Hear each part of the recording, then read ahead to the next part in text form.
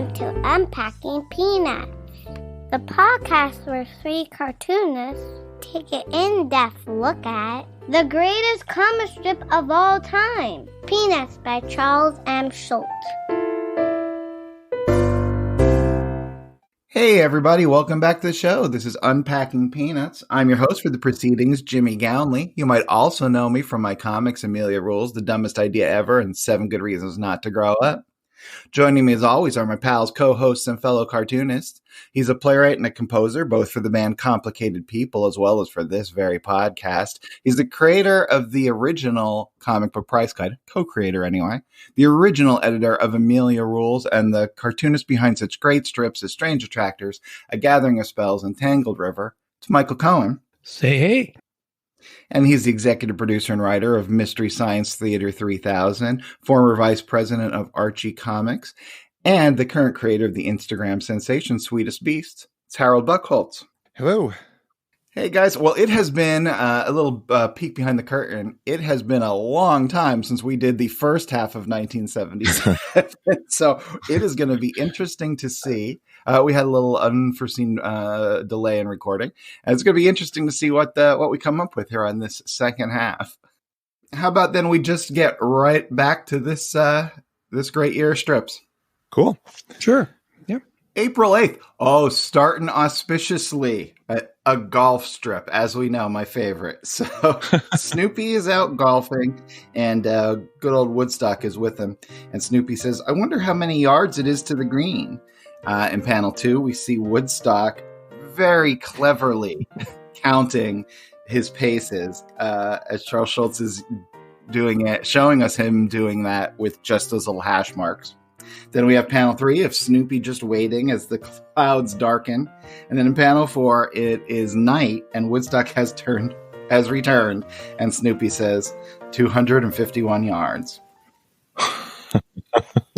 Golf strips are, wow. I don't know what it is. There's something just about golf. The guy could say to you, listen, I'm going to solve all the world's problems, feed the hungry, solve inequality. But if he's telling you on golfing, Yeah, it's bourgeois. This feels blandly decadent. Yeah. Yeah, I'm not too crazy about the tennis stuff, just because I don't know what all the lingo is. Yeah, tennis is a notch down from golf for me. I could still, because tennis is you're running around. Yeah, but this is adorable. Oh my gosh! Woodstock stepping off the entire course there, taking him all night. And That's how great. Cute is it when you see his little chirp marks? 1, then 2, then 3, then 4. I mean, You can read Woodstock chirp. That's why it took so long, because he's going to count 250 chirps. This is it. So I've now broken the code, right? I can now do numbers.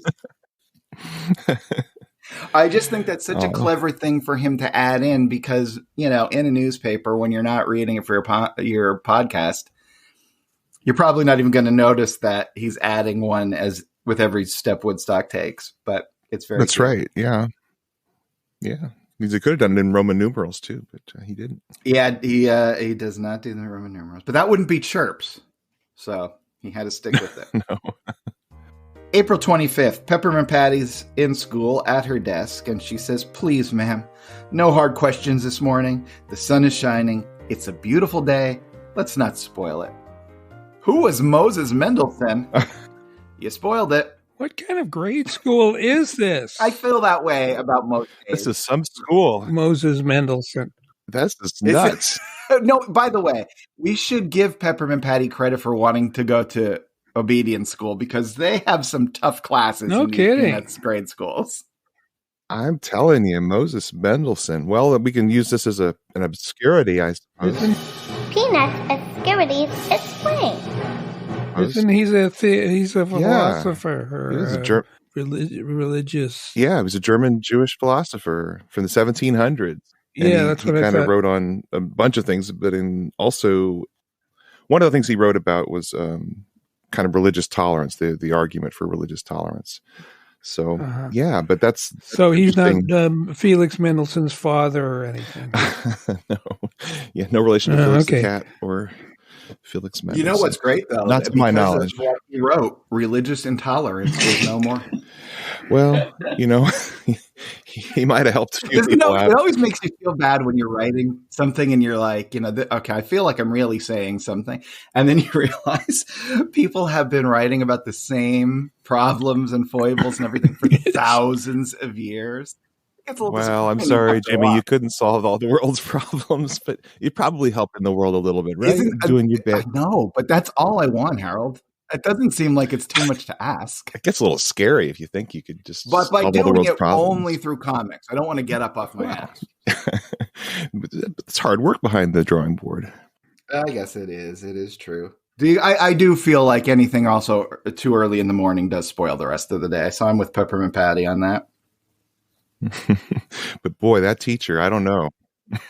Yeah, these have to be, a lot of them I think have to be year one teachers that are really, we're going to challenge these kids. Yeah, but it shows you how broadly Schultz is reading all this time. There's all this stuff going on in the background that he's absorbing, and then he's, every once in a while it just falls directly into the strip. Yeah, my gosh, and there's so much of it. I mean, we've seen, Herman Melville a couple times last year. We've seen Tolstoy. It's wild. Or even things like Rachel Carson, Yeah, right. He's reading pretty broadly. May 30th, Snoopy's lying atop his doghouse, and he's reading what looks like maybe a brochure of some kind. And he says, "Hey, stupid cat," he thinks to himself, whatever.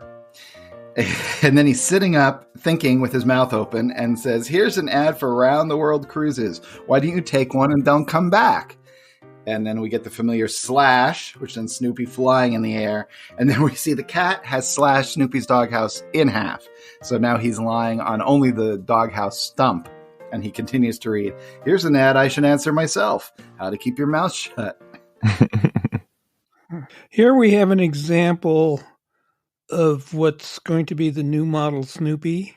It's Snoopy Watch. No forehead, very little forehead, kind of a rounded mouth, especially in that last panel. Doesn't seem like he's not more expressive. He's less expressive is what I'm trying to say. It seems like Schultz has kind of stylized him to the point where he doesn't resemble good old Snoopy from the 50s and 60s all that much anymore. What do you think makes him less expressive in this new version? I don't know, but I find that he seems, there's a lot of panels where he seems to be showing no emotion. That's very true. I did notice that. You can see even here in panel 1 and 4, and I understand that's the joke. It's serving the joke, but I know what you're talking about. Yeah, there's a little bit more stoicism in this era. I don't know. Now, in some places, I do think it works. Like, I think he's fairly stoic in panel 3 as he gets sent flying sky high, but I think that really works. Mm-hmm.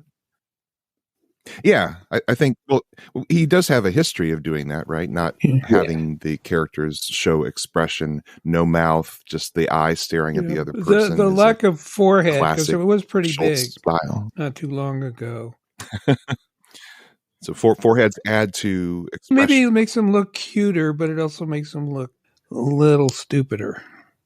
That's interesting, because he doesn't have as much brain up there. Yeah, exactly. Interesting. Yeah, I'm not sure. When one of the things about this is when you start, like, I'm listening to you guys talking and I'm like zooming in really close on like our little PDF from Go Comics. And at a certain point, you look so close that you can't see it anymore.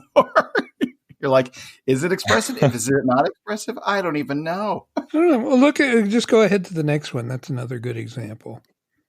Well, yes, that's a really interesting point. June 9th, Snoopy walks up to, let's say, a shed, possibly, because inside there's a room with just a solitary rake leaning up against the wall. Snoopy walks out with the rake and then uses it to toast 7 marshmallows on the rake. Yeah, which is a good joke. But he shows no response to anything in any of these panels. Mm-hmm. That's interesting. Yeah, there's not even a smile in the last panel. for somebody who owned little Snoopy plush toys, it's weird how this kind of fulfills having the plush toy, because it's stoic, right? It's only got one expression, so he's living out the plush toy version here. This does look like a stuffed animal. Can I take this moment to ask our listener something? Yes. Sure. So you guys are talking about the stuffed toy, and a few episodes back, I mentioned I had the Snoopy electric toothbrush. Yes. Yeah. With the Woodstock that you can roll up in the toothpaste. That's like the toothpaste tube roller. Yes. Yeah. Well, I have looked online for that thing, and I find the toothpaste or the electric toothbrush, no problem. But none of them have the Woodstock toothpaste roller. Oh my. So I'm thinking either I'm insane and I've imagined it. B, it's a Mandela effect, which that's what it is, I know. Or C, maybe I just haven't found it correctly, and maybe someone out there can find it. So if anyone can find the Woodstock toothpaste tube roller, Jimmy says he'll pay top dollar. but I will send out a thank you email with an emoji if you send a picture. Oh. Wow. Well, we're talking about Snoopy. Yeah, I also don't want the real thing because I don't want to store it. I just want to look at it, so I'm not crazy. We were talking about Snoopy with did you say there was a bit of mail, Liz, about Snoopy? I did. There was a message from a friend of the show, William Pepper. William Pepper, host of It's a Podcast, Charlie Brown, which you guys should all be listening to. Yeah. And he says, something just occurred to me where Schultz draws Snoopy with his mouth open while thinking dialogue at somebody. Is it possible that is to convey Snoopy is also barking? What do you think? All right, Michael, what do you think? I am a solid no on this because we have seen him bark occasionally. And also communicating with everyone, especially Woodstock. I'm convinced it's extrasensory perception is the answer. All right, we got one vote for ESP. Harold, how about you? Oh, gosh, that's a tough one. I would guess that it has to do with making a noise to get the cat's attention across the way. But, there certainly is argument for ESP as well, given that the characters seem to know what Snoopy's thinking these days. Well, allow me to be a statesman and say, I don't think one precludes the other. He could be engaging in ESP and also barking. So that's what I'm going to say. I'm going to agree with wishy-washy, Jimmy. Good old Jimmy Gownley. I can't stand it. June 19th. Snoopy's atop the doghouse, but he's not looking too happy, and he sighs to himself. Memories. Sigh. Memories will drive you crazy. Then the strip really starts on tier 2, where he says, still on top of his doghouse, I wonder whatever happened to my dad. Hey, pups, you want to go for a little run? He used to ask. We'd go scampering off like a bunch of boobies falling all over ourselves. And he's running on the doghouse to illustrate this. Then he lies down and continues. In the evening, Dad would invite a few rabbits over. Dad never chased rabbits. Instead, he'd invite them over to play cards. Snoopy is miming. Those were good days, he thinks. Then he continues. I remember the time a preacher came around telling about how the wolf and the lamb will lie down together, and the leopard and goats will be at peace, cows will graze among bears. My dad stood up and shouted, how about the beagles and the bunnies? It broke up the meeting. Yes, those were good days, says Snoopy with a wistful look on his face. Then he lies back down, thinking, anyway, happy Father's Day, Dad, wherever you are, and say hello to all the rabbits. Pretty wordy. Yeah, I think the wolf and the lamb, I think, is probably the better interpretation. I got my little comic strip with the lion and the lamb, but the wolf is definitely the more appropriate. Cows and bears, hard to picture that. Mm-hmm. But yeah, this is a cool strip. I really like this. I like learning about Snoopy's dad and how Snoopy was chip off the old block in certain ways, it seems. Yes. And that he had a relationship with his dad, and Dad liked the bunnies too. I just saw the movie of Mice and Men. Have you guys ever read the book or seen the the old 1939 film. And Lenny loves little soft things, and so he wants to have a bunch of bunnies. And I just thought of him when we were reading this strip. Rabbits. Tell us about the rabbits, George. Yeah, it's so weird watching that movie because I saw the Warner Brothers cartoons, with I want me a bunny that can hug him and pet him and squeeze him and call him George. And you see that over and over again. And then finally, when you see the actual film that was based on the play, which was based on the short novel, it's so hard to stop thinking of that when you're watching. It's almost ruined the movie for people. It's crazy. It's so hard because I don't know. Lon Chaney Jr., who Diane and I also just went to the Mahoning Drive-In Theater in Pennsylvania. They show 35 millimeter films, and they had a Friday and Saturday Universal monster movie night. So we saw 7 movies over 2 nights. Oh, wow. Did you see Dave? And Lon Chaney Jr. was in a bunch of them. Saw Dave. Yeah. Dave checked us in both times as we went through the gate, and it was crazy seeing Lon Chaney Jr. because he's such a sympathetic performer.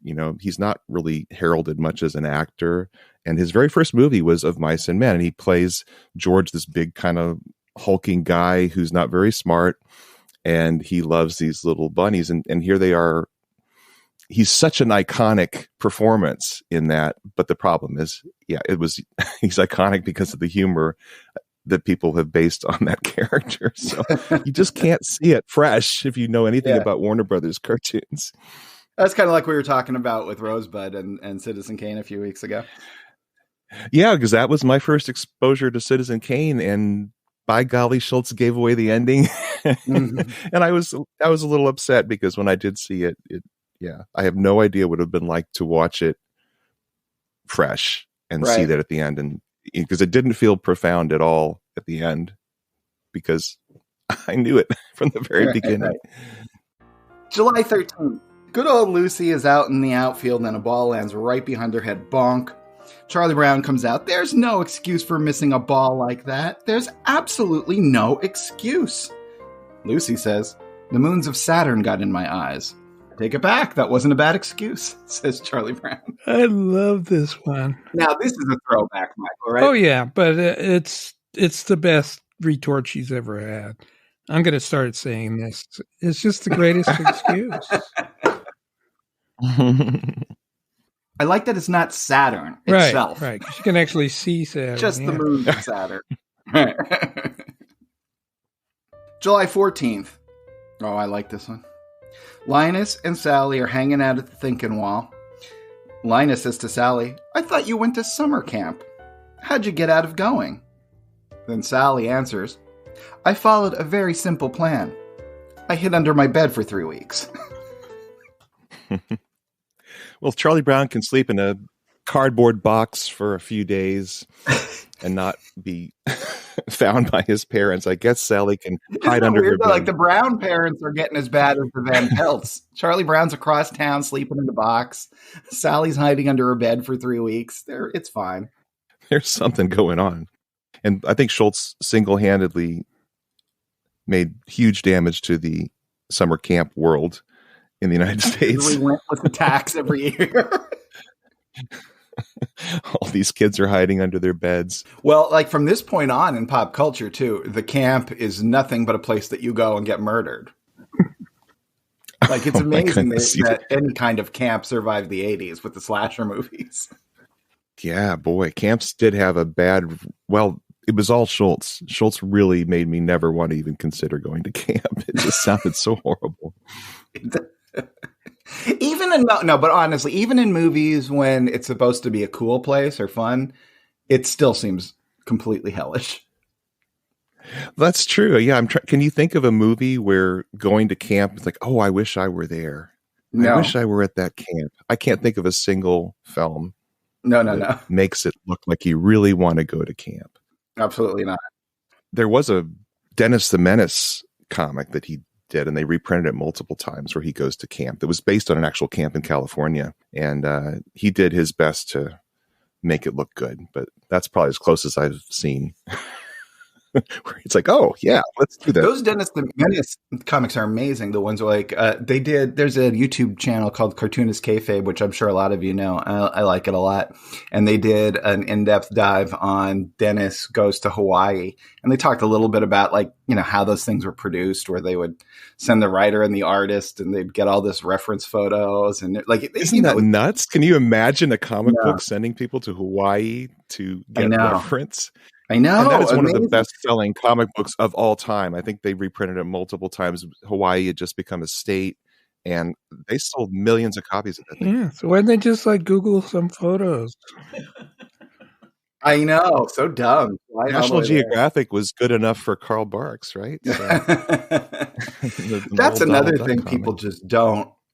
It's young people have no concept of having to come up with some sort of morgue file of old photos or whatever, because you had to reference stuff and there was no Google SketchUp or Google Images. Yeah, you weren't a real comic artist if you didn't have the morgue. They would always tell you need to have a morgue of your own art, which is such a creepy name for it too. You know? Yeah, why is it called the morgue? The morgue.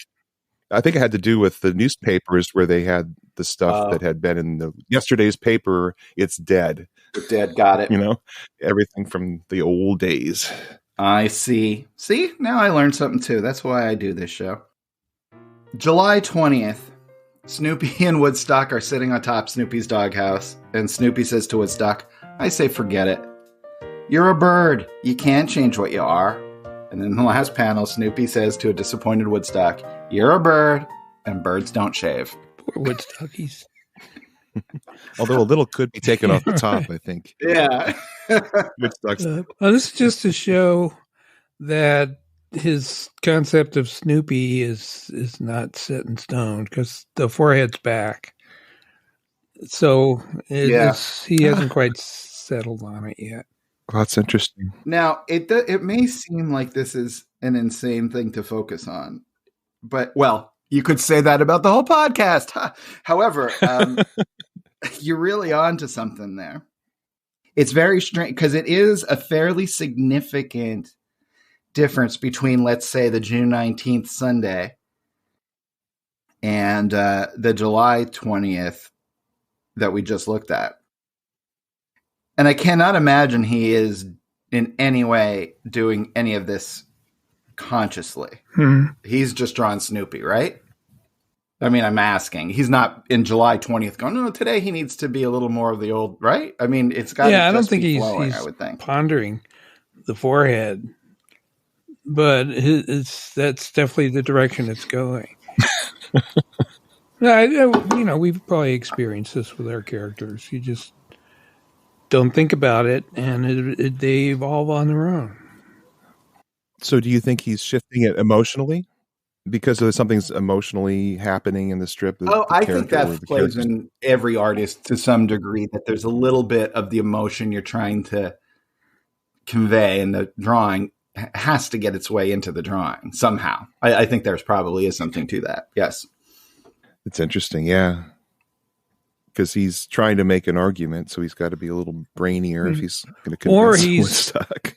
Thinking about the animated specials, which might be drawn a little different, and he's kind of wavering whether he wants to copy the look of those characters to conform more with, the commercial aspect of the toys and stuff.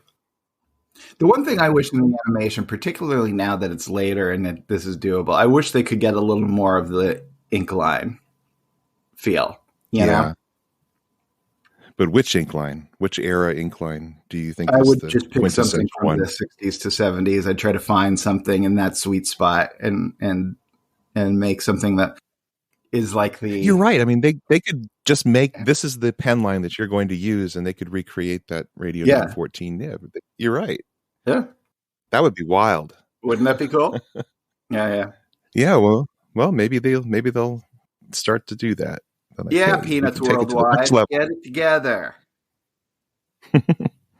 If you listen to me, someday you'll be successful.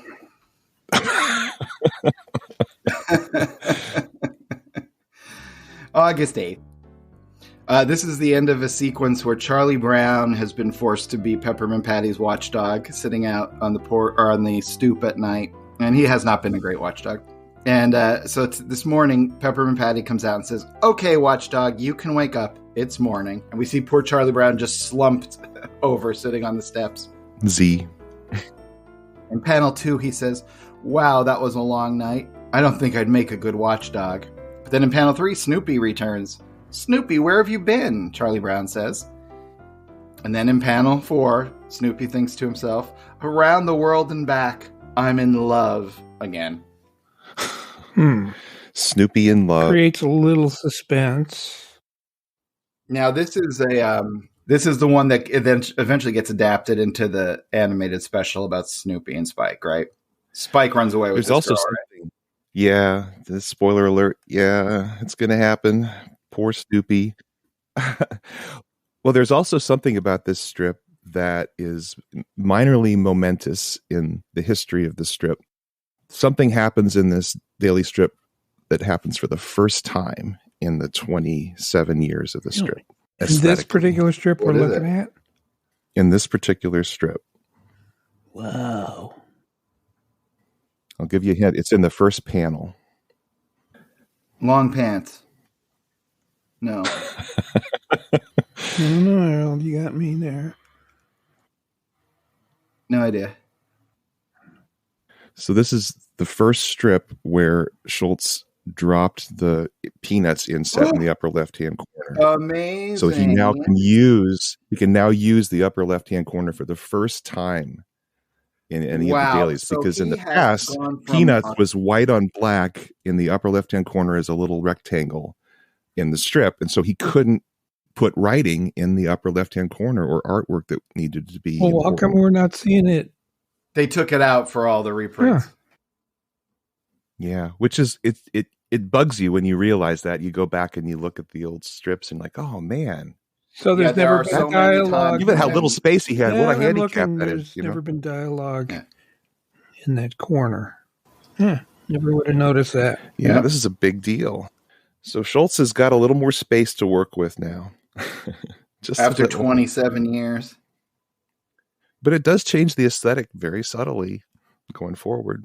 It absolutely does. I mean, it just changes what he can do in the first panel in terms of where he can place the things and how much he can place. Yeah, he even put the copyright notice up there as a moment of triumph. Yes, that's right. Left-hand side. It's like, I can put the incorporated right where Peanuts was. I don't have to use that space up anymore. Nice. So this is a longer story. Snoopy falls in love, and eventually he is going to get married, but of course he doesn't. And in this instance, he did not get married because his brother Spike has stolen his bride. And this takes us to August 29th, where Charlie Brown receives a letter and hands it to Snoopy. "Here, you got a letter from Spike," says old CB. Snoopy reads the letter. "Dear brother, what can I say? I ran off with your bride and broke your heart. But you know what happened? The day we got here to Needles, she left me and ran off with a coyote." And then in the last panel, Spike concludes the letter to Snoopy with, "Have you seen any good movies lately? Your brother Spike." I once got a letter like that. Oh, really? From my friend who was basically cursing me out for 13 pages, saying what a horrible human being I was and my parents were terrible and everything. And then at the end, he goes like, "I'm thinking of going to France next summer. You want to come along?" Kind of kills the power of the first pages, I hope. Wow, 13 pages. What'd you do? I still have it. You still have the letter? Don't want to get into that. Oh, well, he was wrong. I hope he didn't write on both sides so you could have framed each page. Boy, is this a wordy one. Yeah, September 25th, Lucy and Sally are walking around outside, and Lucy, looking at the ground, says, "Look." Sally says, "Look at what?" Lucy says, "Look at that tiny bug. Have you ever thought about how little he knows?" Sally says, "He doesn't know what day it is, that's for sure. He doesn't know what's on TV tonight either." Lucy says, "He's never heard of Farrah Fawcett Majors or Mary Tyler Moore." says Sally. Lucy continues. He doesn't know there's a moon in the sky and fish in the ocean. He doesn't know, says Sally, anything about kites or frisbees or even ice cream cones. Lucy. And he's never heard of barbers or baptism or bass drums. Linus, walking by, says, say, do either of you girls know where the new post office is? And Lucy says, what new post office? And Sally says, I didn't even know we had a new post office. Then Linus looks at the bug. He says something, some directions, I guess. And Linus says, oh, it is? Thank you very much. Then the bug walks away whistling, leaving the girls. You haven't seen bugs and peanuts for like 20 years. They used to be a big part of the strip. Bugs are making a comeback. Yeah, bugs are given some respect here. And it moved and talked, so it's definitely not a piece of fuzz. Right. Yeah. Well, unless it was a moving, talking piece of fuzz in the Peanuts world, you never know. I always liked in Pogo that, all the big characters are walking around having exciting lives. And then you'd see like little mama bug and her little baby bug like walking to school or something. Yeah. The little bonnets. Now, I have a question for you, Harold, and I don't know. Have we done the anger meter for 1977 yet? No, we haven't. Let's do it now. Do you have any feelings about this? What does this feel like? Well, I'm happy right now, so I'm going to say it's a happier in general. I'm rather angry, so I'd say it was angrier. No, I actually don't know. You angry? I'm angry that the strip is happier. Okay, so there we go. Let's go back and look here. So 1976, we had 92 anger strips, about 25%, which is, kind of low, right? And happiness, we had 130 strips, which is 36%, which I think we had mentioned was quite high. So the anger meter for 1977 is actually at 77, or only 19%. That is super low. So that stoicism we were talking about in Snoopy, maybe all the characters are moving a little more in that direction. I don't know. What do you think about the happiness thing? Do you think that's up or down from that high in 130? I think generally up. I think it's going to have to be down just because that's really high. That's super high. Yeah, it's actually down. It's 111 from 130, so down to 30%. Still high. Yeah. So there we are for the anger and happiness index. For those of you who are listening for the first time, we're just looking at strips and seeing if there's a character who shows anger or happiness, at least one in each strip to get counted. So it's an interesting thing for me to kind of see where things are with Schultz just in those two little indices. I find it interesting anyway. It absolutely is. Okay, so how about we take a break now, go get a little snack or whatever, and come back, wrap this year up, pick our MVPs and whatnot. Sound good? Sure. All right, you guys have a good break. We'll see you on the other side. Hi, everyone. Have you seen the latest Anger and Happiness Index? Have you admired the photo of Jimmy as Luke Skywalker, or read the details of how Michael co-created the first comic book price guide? Just about every little-known subject we mention is referenced on the Unpacking Peanuts website. Peanuts obscurities are explained further, and other stories are expanded more than you ever wanted to know. From Albert Payson Terhune to Zipatone, Annette Funicello to Zorba the Greek, plus the latest tier list, and of course, the Shermometer. Check it all out at unpackingpeanuts.com/obscurities. And we're back. What'd you get for your snack? Did you get anything good? I hope you got something good. We'll get back to the strips in a second, but before we do, how about we check in with our new segment, Sitting in the Mailbox. Liz, do we got anything? We do. Our new listener, Colin Heaney from Ireland, writes that he and his girlfriend love the pod, and then he says, random question that might never be answered, but I thought it was worth posing. If Charlie Brown was a real kid today, would videos of him not being able to kick the football make him an internet famous meme? Would Charlie Brown be invited onto the Jimmy Fallon show?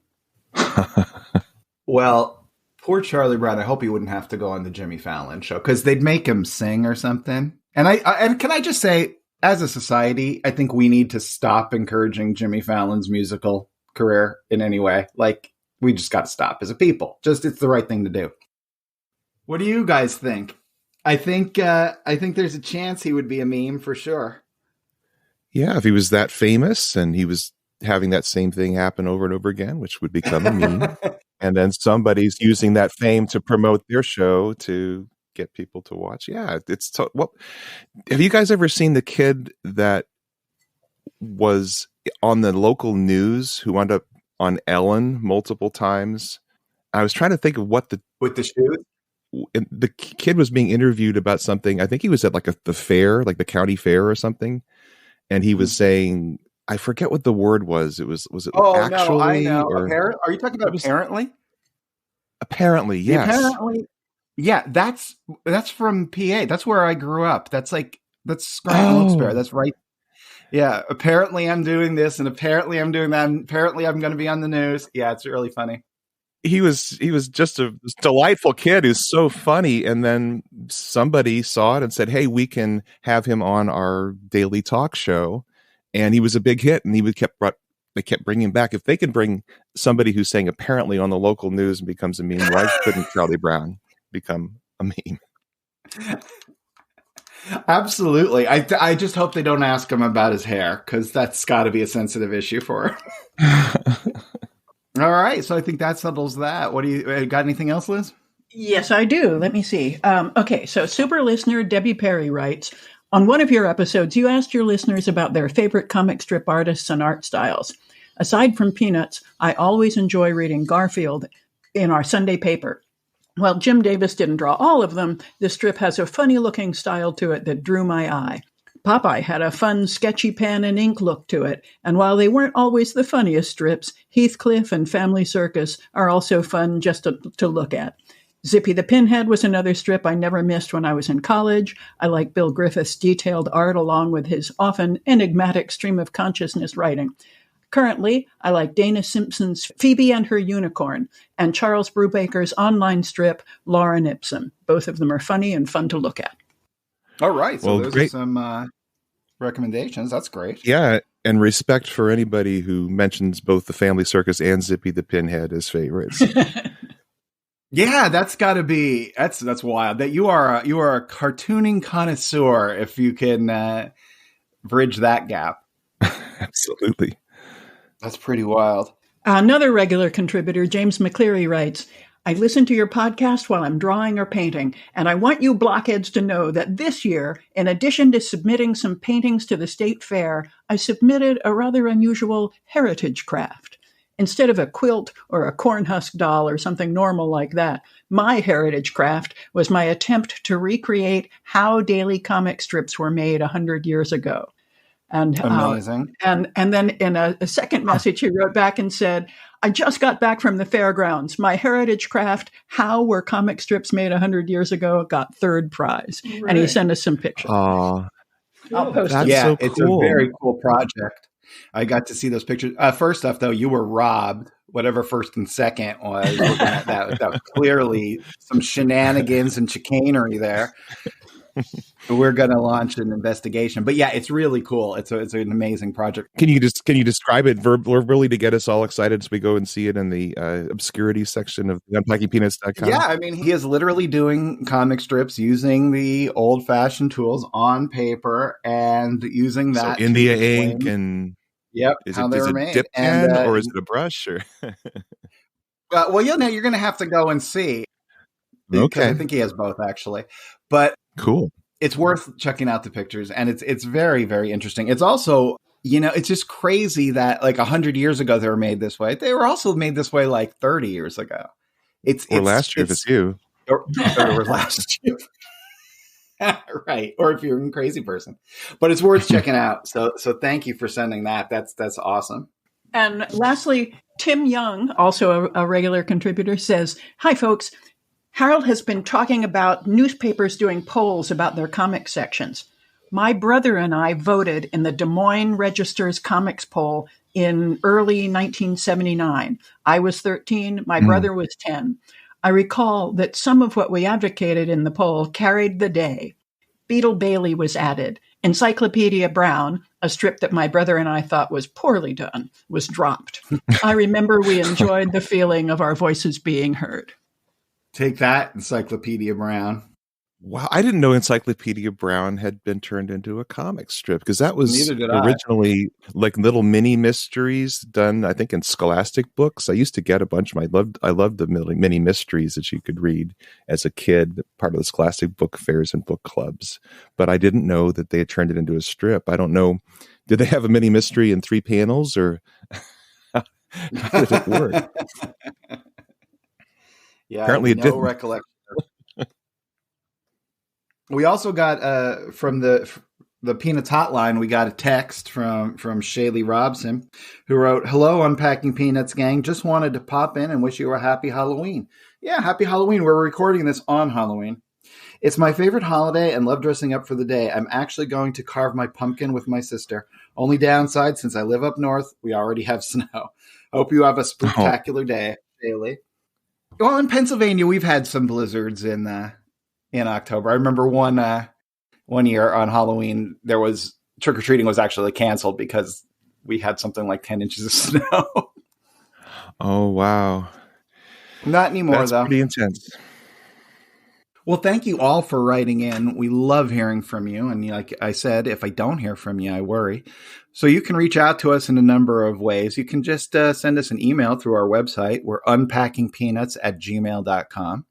And you can obviously just visit the website at Unpacking Peanuts, where you can check out the obscurities page, where we have all kinds of interesting facts and tidbits from throughout the years, the anger and happiness index, all kinds of fun stuff on the website. And of course, on social media, we're at Unpack Peanuts on Twitter, Threads, and Instagram. Something else. Instagram. We're Unpack Peanuts on Twitter, Threads, and Instagram. We're Unpacking Peanuts on Facebook. And what's the other one? Blue Sky. Blue Sky. Facebook and Blue Sky, we're Unpacking Peanuts. And of course, you can, as always, call our hotline, which is 717-219-4162. I'm working with Michael to put this to music. Oh, nice. I look forward to that. So and thank you, everybody, for getting in touch. That's so cool to get these messages. Yeah, we love it. And it's cool to know that people reading the Des Moines Register Tribune in the 70s are part of our listenership. So cool. All right, let's get back to the strips. October 23rd. Sally is sitting in one of those symbolic panels with a dunce cap on her head and also a dunce cap on a football. Then in panel 2, Linus says, "There's more to football than just kicking the ball." Now the second tier starts and Linus says, "Today I'm going to teach you how to catch a forward pass." "All right," says Linus. "Start running." Sally takes off. "Get way out, says Linus as he revs up to throw a pass. Sally's gone out. She's looking for the ball. And of course, bonk, it just hits her on the head. And as she's lying there dazed, Linus comes over and says, "Okay, now here's what you did wrong." And Sally gets up and says, "I know what I did wrong. I never should have spoken to you years ago. I never should have let you into my life. I should have walked away. I should have told you to get lost. That's what I did wrong, you blockhead." And then she walks away, leaving Linus alone to say, "You also probably should hold your hands a little closer together." Men. That's a great strip. That is so funny. I mean, he hits her in the head with the ball and says, like, "Here's what you did wrong." Linus splaining. Oh, yeah, absolutely. I think it's odd how he's holding the ball when he's going to throw it. I know he's showing it from the angle. That is weird because when all of a sudden he's like has a basketball. Yeah. It's very, very strange. Yeah. Yeah, we're seeing the end of it. So Yeah, and I think that's what it is the end. It's probably correct. Like if you were looking at a photo in Sports Illustrated, you might see the ball that way. But it's a rare occurrence in the strip where I think it would have been better if you drew it a different way. That happened like now 4 times in 27 years, so that's not too bad. That happens 4 times in one panel of my own comics. So. And he forgot to write Wilson on the football there. I love the relationship between Sally and Linus. I love Sally will be there next time doing it again, but Yeah, she's but she doesn't. She's just like her brother. Yeah, Always right. coming back Exactly. for more. Yeah. October 25th, Snoopy's out for a little walk, and he comes up against a sign that says "Begin Scenic Route." He then passes Woodstock, who is just holding 3 of the trademark long peanut flowers. And then, as he continues walking, he sees a new sign that says "End Scenic Route." I do like this one, but then again, here we have that Snoopy, inexpressive Snoopy. It is, literally no expression. Well, what are you guys making of that? What do you think that's all about? I don't know. I mean, he seems to be a peaceful kind of guy. Yeah. Kind of a Zen kind of guy. Zen. I do like those strips, and I remember seeing more of this in the 70s. I don't know if everyone was looking to Schultz and he kind of inspired it, or it just seems like there's more of this type of thing in the comic strip page starting in the 70s. I do remember a strip. It was probably from the 60s. It was like The Fabulous World of Mr. Mum. Do you remember that? Whoa. It was No. It had no dialogue, and he'd just be walking around, and something weird would happen, and he wouldn't react to it. And it's just part of his life. Just weird things happened around this guy. Never said anything. That must have been a package Yeah. deal. You had to get that when you got Encyclopedia Brown. That's why we didn't see it, Harold. Maybe so. Well, those strips that did have no dialogue, like there's Henry and the Little King. Henry. And you think about it, often those are pretty stoic characters. Often there's no mouth on them.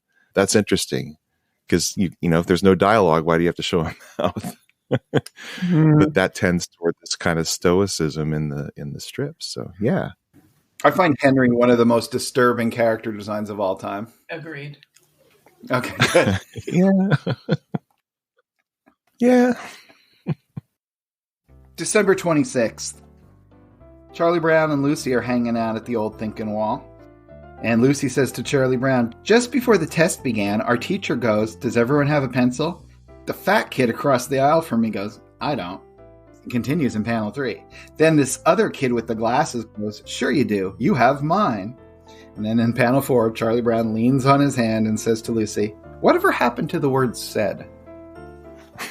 I remember actually being admonished specifically for using goes instead of said when I would tell I didn't get in trouble much for slang or anything like that. That was not something that registered in the skook, but goes drove my parents crazy. How come they're not saying like?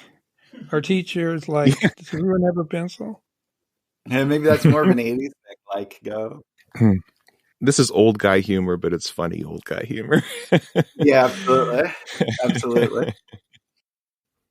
Well, that brings us to the end of 1977, and I'm going to go give you guys the rundown of stuff I always give you the rundown of, and then we're going to go back and I'll get the strip of the year and the most valuable peanut from my beloved and esteemed co-hosts.